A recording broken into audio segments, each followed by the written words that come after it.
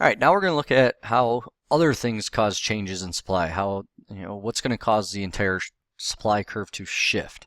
Again, this is not going to be price, all right, because it's going to be shifting at every price, and price isn't the cause of it. All right, so as we go through these, again, we're going to reemphasize, keep thinking of it from the producer's perspective.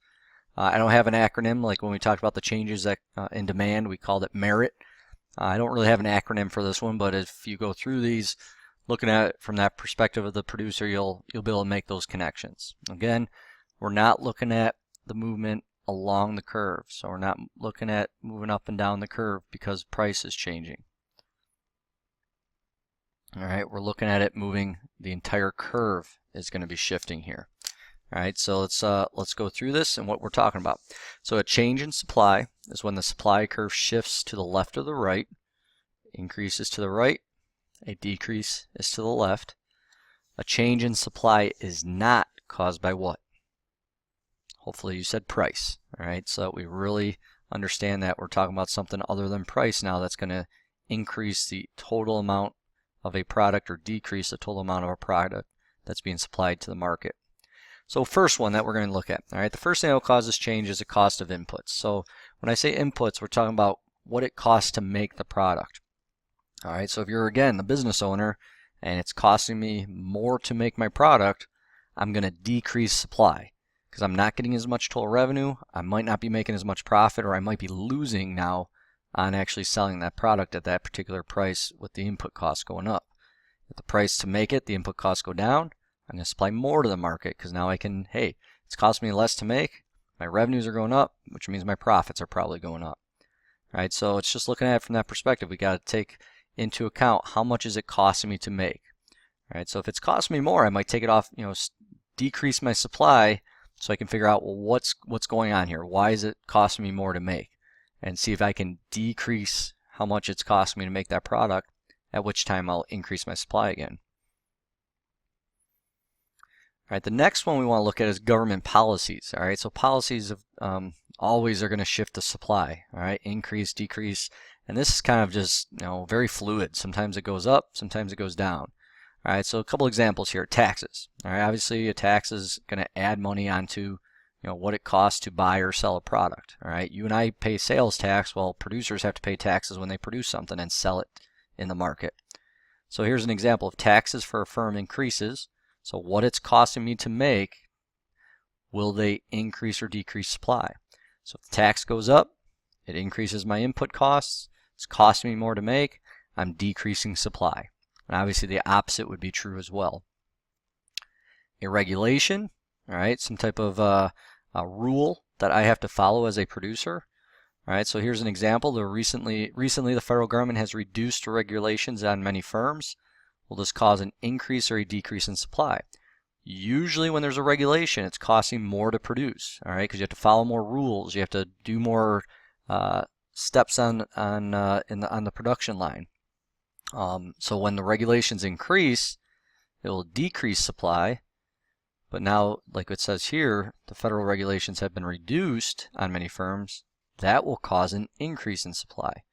One of the examples that happened a month or so ago was the federal government lowered the regulations on what cars need to be at by like 2025. Okay, I think, let's just say the number was like 40 miles per gallon. All cars coming off the assembly line had to hit that. And the auto industries were having a hard time coming up with the technology, or they have it, they just can't make it affordable yet to make cars that people will buy at these prices to hit that regulation. So the federal government came in a month or two ago and said, hey, let's lower that regulation for now to 34 miles per gallon. And the auto industry said, great, all right, we can hit that by 2025, and then we'll work on making it even better as we go forward from there. It's going to increase supply because it's going to decrease the cost to make those cars. Subsidies, this is just a shoo-in, all right? It's always going to increase supply. If a firm receives a subsidy from the government, that means the government is paying you to produce something. That's going to increase supply because it's costing you less to produce. All right, so if the government's paying you to make it, your costs are down. When you sell it, you get to keep it. Total revenues are up and profits are up. So subsidies will always make your total revenue or your supply to the market increase. Number of firms, all right, this is just simply how many people are selling the product. If there's more people selling the product, supply is up, increases. If there's fewer firms selling the product, supply decreases. So as you can see in the visual, years back when the tablets first came out, it was basically Apple. Apple had the iPad. And then once other technology companies, electronics companies saw how popular this tablet is, everybody started making them. So we went from having a couple firms producing it to hundreds of firms making tablets today. So our overall supply increased. It has nothing to do with the price of the tablet. That's just the fact that people wanted it, so more firms started making it. Similar to the farmers, all right? More farmers can, more people want the corn for different areas. More farmers are going to produce the corn. Technological change. This is probably, again, as we go through these, look at it from that producer's perspective. How is this going to impact what you supply to the market? Well, as technology gets better and production methods get better, usually it's going to increase supply because you can produce more, because you can be more efficient.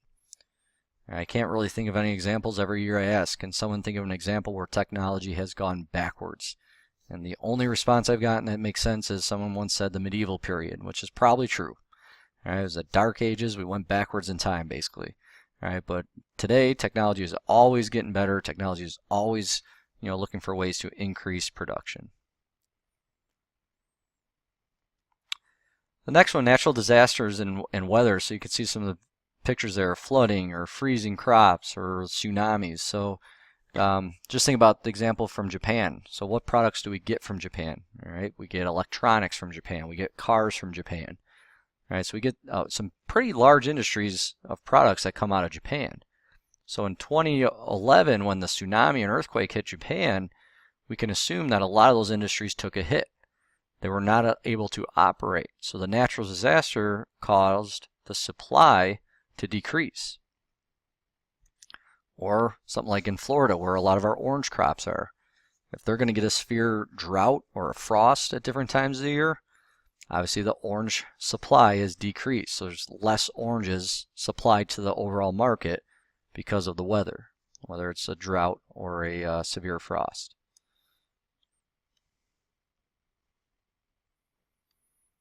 All right, and the last one here is expectations of future prices. So again, think of it like as a consumer. When I know the future prices are going to be higher, I want to buy my product now as a consumer. If future price is going to be lower, I'll wait and buy it later when the future price is better for me. Well, as a producer, you're thinking along those same lines, just kind of opposite.